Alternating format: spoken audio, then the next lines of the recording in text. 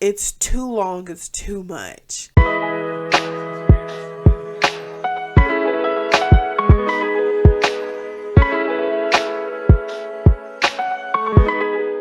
Hello friends, and welcome back to another episode of Beautifully Nerding. I hope you all are having a wonderful 2025 so far. As you can see, I have updated behind me. I still don't fully know what I'm gonna do with back here, but we will figure that out later.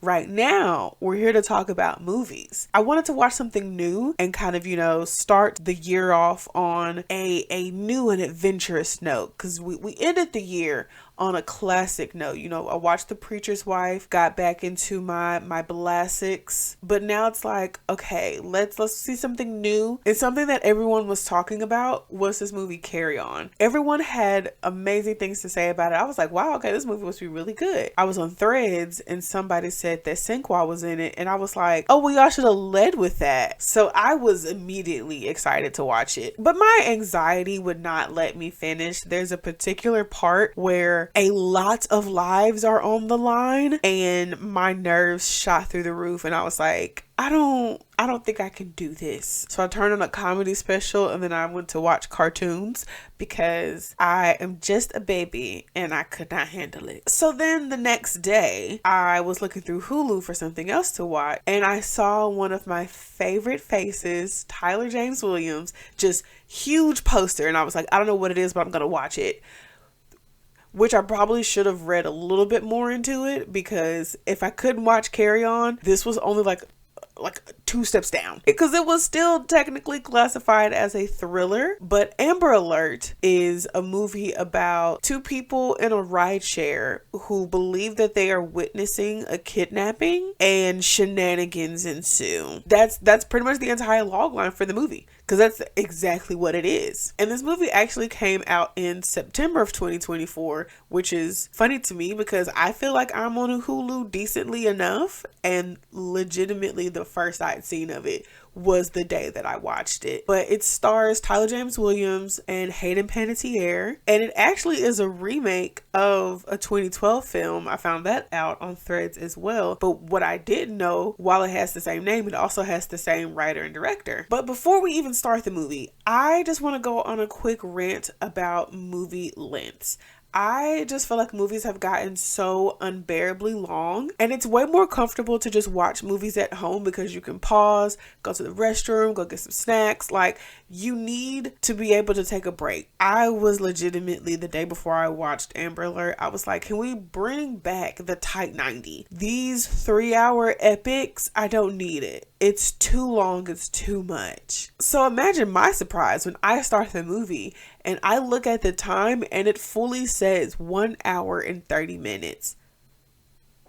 Talk about elated. So the movie starts with a montage of like various children walking around the neighborhoods, and you have pairs and trios, and then there's like a girl and her little sisters on a scooter. I'm immediately like, I go into auntie mode, and I'm like, if you were still young enough to need training wheels, where's your parent? Where's your guardian? Where's your babysitter? And that's when I realized that was the whole point of that montage, was to let us know that sometimes these kids be out here by themselves, and that's how they be getting snatched up, because ain't nobody watching them. And so already I'm just like, okay. So we have Jack, who is some type of professional, something. We see her in her office, like with her super high heels on, running late to something. She orders a ride share. She misses the first one because it took her too long to come down. But then Shane, who is about to finish his last ride, Jack is like, oh my gosh, like, can you take me here? Like, I just really need to go to this place. He reluctantly agrees, and our movie begins. So from there, we switch over to a mom and her kids at the park with like the grandma. We're going to call her Grammy. So the adults are sitting with the baby, and the 2 older kids are like over by like the little playground area and like screaming. Like, they are so loud, so excited to be outside and use their outdoor voices. Granny is on her whole boomer tirade, like, your generation's too soft. I don't know, I feel like she was like real close to saying like vaccines aren't necessary. Like, I felt it coming, but she didn't go quite that far. And like, mom is getting really overwhelmed because she has the baby she's trying to watch. She got grandmama in her ear. You got the kids over here screaming.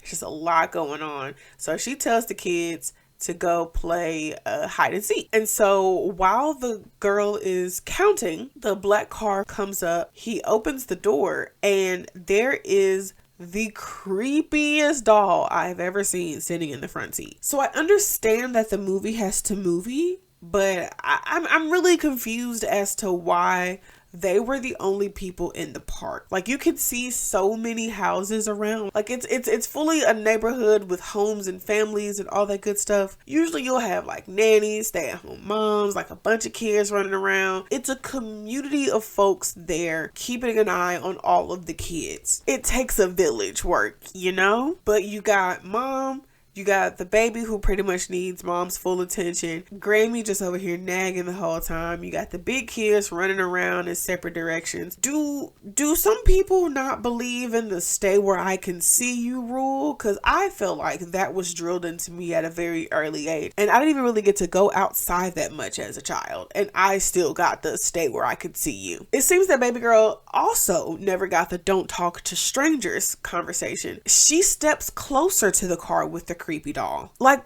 please look at this doll. Like, why would you want to be anywhere near this thing? But yeah, the doll works and the guy is able to kidnap her. And so finally the adults notice that the bigger kids have been a little too quiet, and Grammy is like, oh, where's Charlotte? The mom is like watching the video that the Grammy was taking of mom and the baby. She sees in the background a black car and her daughter standing by the black car, and now her daughter is gone. So she's like screaming her name. She's screaming for the little boy. He comes up from behind a tree and she's like, okay, one kid check. And so she's like screaming for her daughter. She doesn't want what she knows in her heart to be true, that her baby has been snatched. So the mom calls 911. We get our dispatcher Cece, and Cece tries to tell the sergeant that they're going to need to put out an Amber Alert. The sergeant is like, it's just a black Camry. Like, that's one of the most common cars in the country, and we don't have a license plate. Like, we can't put out an Amber Alert for it's just too wide of a net to cast. The mom literally drives down to the police station and is like,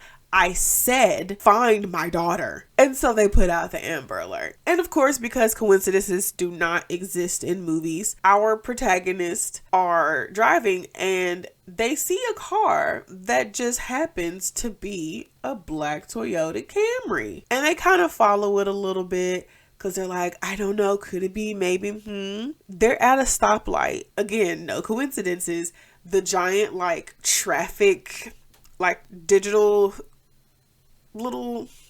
the sign over the interstate, but that's digital, they can like change it at a whim, pops up a sign that says Amber Alert, black Toyota Camry. The Camry that Jack and Shane are following like peels off. Like, they were waiting at the light because the light was red. He peels off into traffic. Well, that seems suspicious.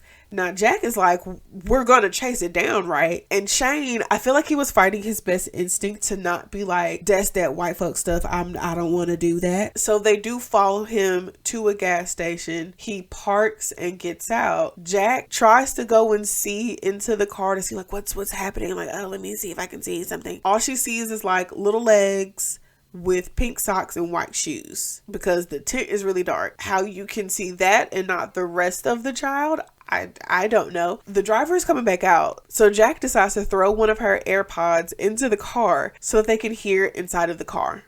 I'll just talk to him. No, are you kidding? You just said he had a gun. I don't care, I'll just ask him. Shh, he's right there. Let me know if you need anything else. Oh, God. Hey, I'm right here. Look, just go now. Mute your phone. What? Are you crazy? What are you... Mute your phone.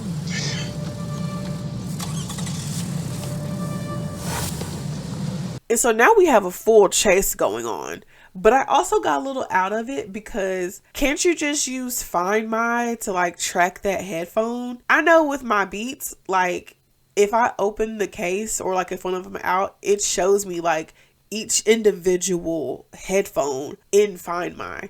So I'm just like, you could just put the headphone in the car and then call the police and be like, hey, we found the kidnapper. I put my headphone in his car and he's going north on 57 if you want to go get him. I don't know what interstates are in Kentucky like that. If they did that, there wouldn't be as much movie left to go. So movie got a movie. So we get chasing. And so the Amber Alert has now been updated and they believe that the kidnapper is in the downtown area. Both Shane and Jack's phones are being used with the call that is connected to the headphone that's in the kidnapper's car. Neither of them can actually call the police to be like, hey, we actually have the correct kidnapper in our sights. And so the Camry pulls over into an empty lot and just sits there. And Jack is like, pull over too, which it's literally just like, it's not quite a field because there's nothing growing. It's just like a grass lot. So it's just open. It's just everyone can see everybody. And they're just like back behind the car and they're like, what is he doing? What is he doing?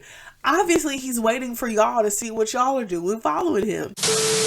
Hey, Editing Bri here. So I was having some audio issues there at the end, and after a while my microphone just cut off. Honestly, it's a blessing in disguise because the conversation was getting a little too spoilery for my liking, and that just does a disservice to you all and to the movie itself, because you definitely want to watch this movie. It's a lot of fun.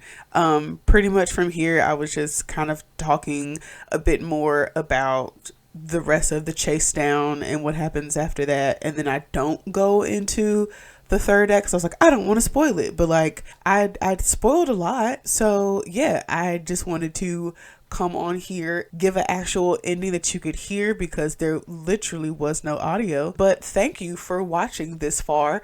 2025 is off to a rocky start, but we're not gonna let that deter us. Okay, we are going to watch all the movies, all the shows. If you all have any recommendations, please leave them in the comments down below. Don't forget to like and subscribe, and I'll catch y'all next time. Bye.